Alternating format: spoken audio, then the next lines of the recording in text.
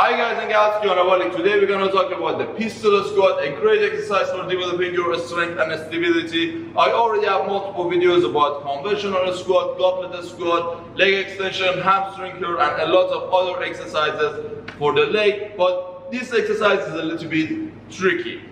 A lot of people think that it's because of their strength that they cannot do this exercise, and that's not the case. You need to be strong, but that's not the main reason. There are two other reasons that people fail to do this exercise. First one is not having a good form during the exercise, and the second one is gonna be people do not have the right flexibility.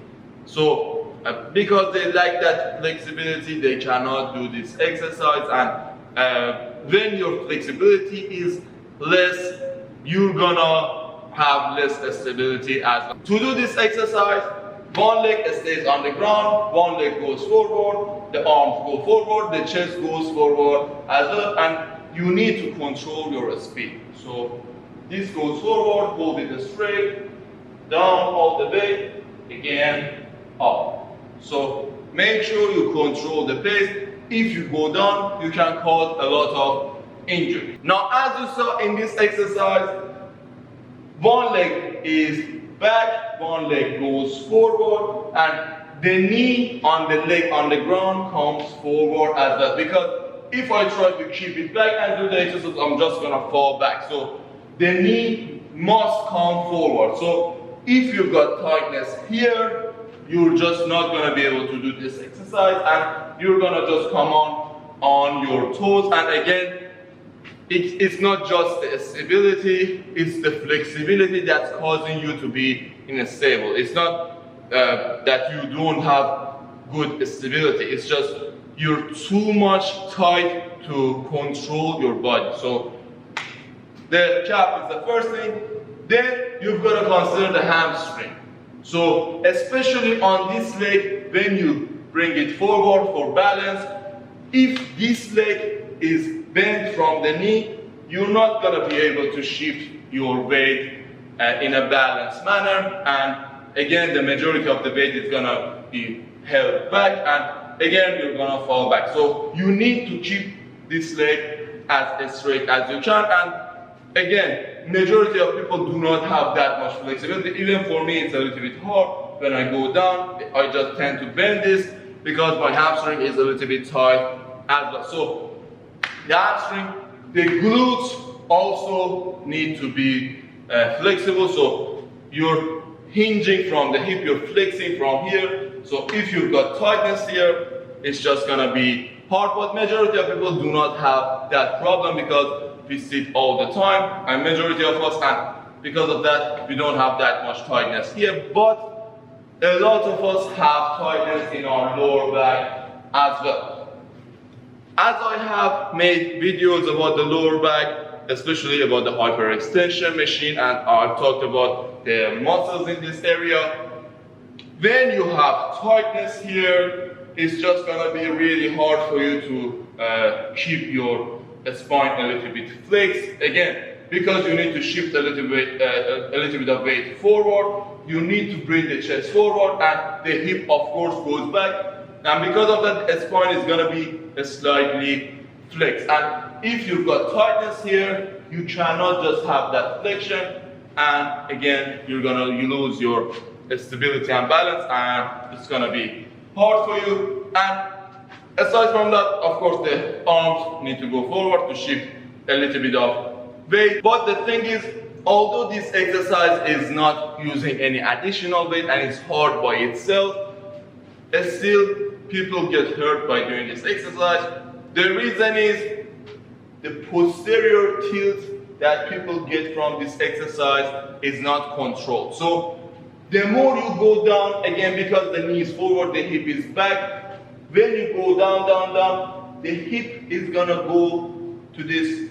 So if this is neutral, it's gonna go to this posterior tilt, which is the stretch on the lower back, which you either cannot do this exercise, or if you do this exercise correctly, you're gonna get the stretch. So if you go deep enough, the lower back is gonna be a stretch. Otherwise, you're gonna fall back because of the reason. So when you go too much down and you force it too much down, you're gonna get that flexion in your lumbar spine, and if it's not controlled or if it's too much, it's just gonna cause a lot of problems like bulging disc issues or even herniation if you are prone to this injury. And I see it many times. People just wanna use the momentum and bounce their weight up, so they just go down too much fast to just bring themselves up fast, and it's not gonna help you. So make sure you go down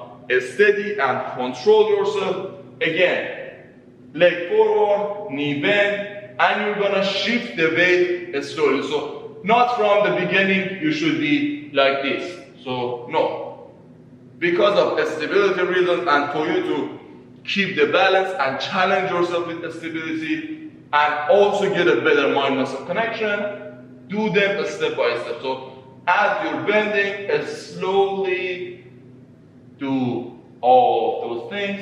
Come as much as you can. Again, up. So because I have a little bit of tightness in my lower back and also my hamstring is a little bit tight, so I cannot keep it all the way straight. The lower I try to go, I either am gonna lose it and go all the way down, or it's just gonna be a lot of flexion on the spine because the hamstring is not flexible to go all the way straight. So because of that, I'm gonna bring the chest too much forward and the pressure is gonna be a lot on my spine. So learn where is enough for you. So even if you're advanced, there is a level. Do it based on your flexibility, and this exercise, as mentioned, you don't need to add any weight, or if you want to add weight, you don't need to add a lot of weight. And even if you want to add weight, make sure it's not on your back. So either grab 2 dumbbells or something to push the weight forward and balance you in a way that you don't require too much flexibility. Because if you, for example, push some weight on your back, on, for example, top of your traps, although the chest is a little bit forward, but still it's not going to be that much, and you might see that the range of motion is less for you.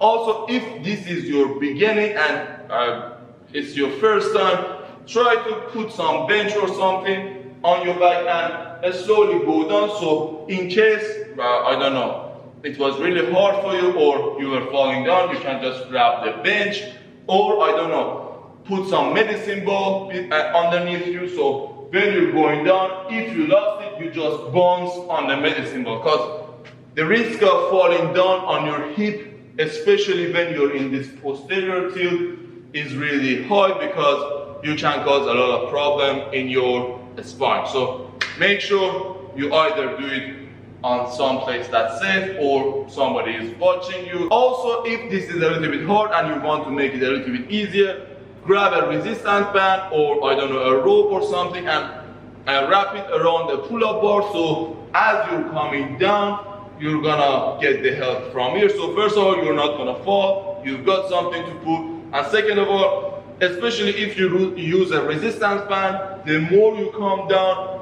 the stretch on the resistance band is gonna get more, so your weight is gonna be less and it's gonna get easier the more you go down, which requires you to be more flexible and stronger.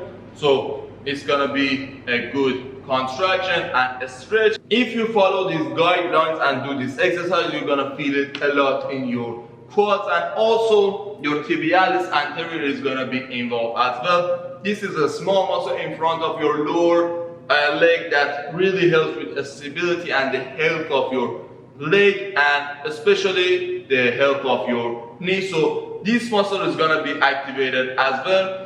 But make sure when you're doing this exercise, you do not overactivate the tibialis anterior, because if you do that, it's gonna be exactly the opposite of what the calf muscle does. So when the calf is tight, you're gonna come up, and when the tibialis anterior is tight, you're gonna come up from the other side, and both of those are not good when you want to have a good stability. So you're gonna test the balance of these two muscles. So the entire surface of the feet should be on the ground, not this, not also this. So make sure if you have that problem and you see the toes are coming up, you stretch this muscle by just putting the toes down and just stretching a little bit before this exercise.